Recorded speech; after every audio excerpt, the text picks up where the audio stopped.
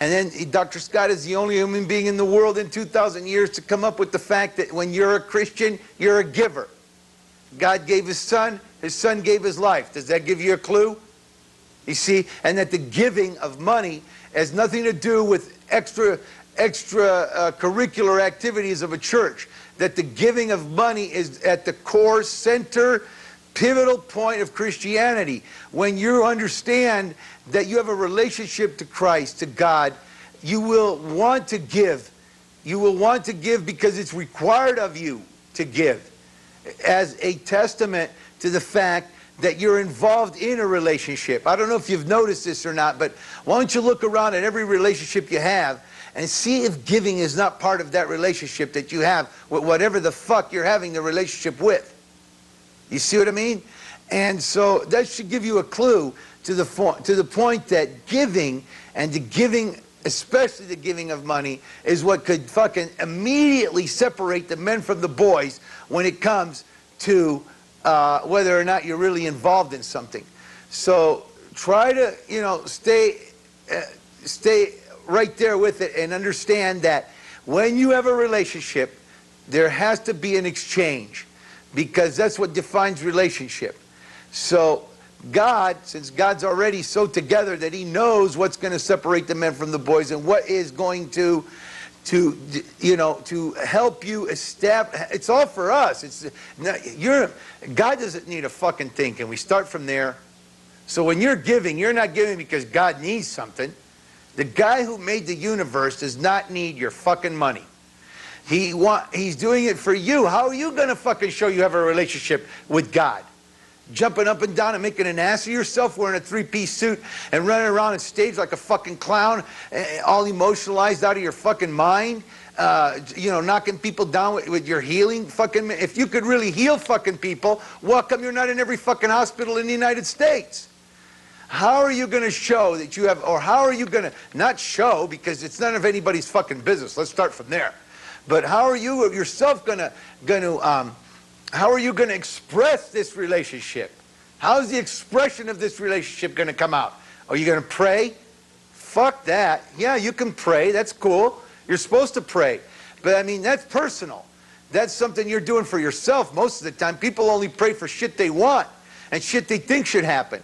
God already knows what should fucking happen. So he probably doesn't want to hear all the bullshit that people pray about and telling him what should happen. God knows what should happen. So he's not interested in what we think should fucking happen. Let's start from there. If he makes something we want happen, it's only because we're connected to him and he's granting us that particular groove, that particular situation. Otherwise, you think God needs you to fucking tell him what should happen about something?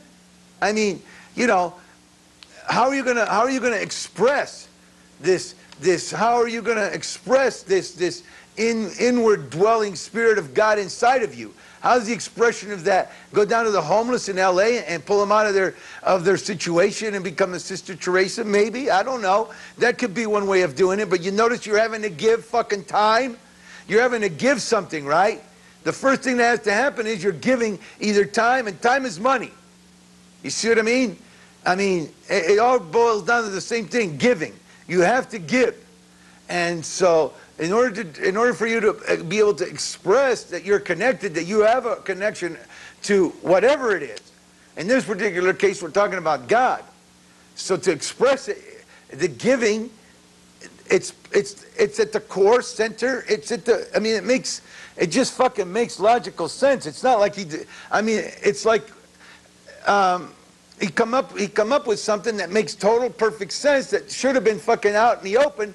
In the first century BC, in the first century AD. This shit should have been out in the first century.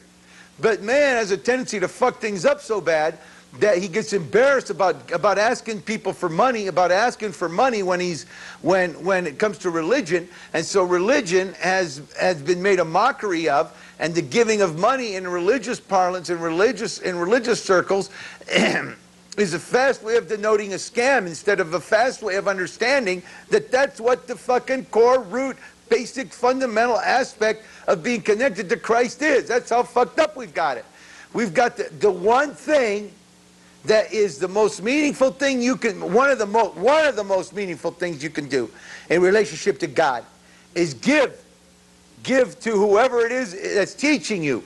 Don't just give. You've got to give to whoever it is that's teaching you the things about God, to show that the things about God are important to you. That's how you show the worth of something, is you give money.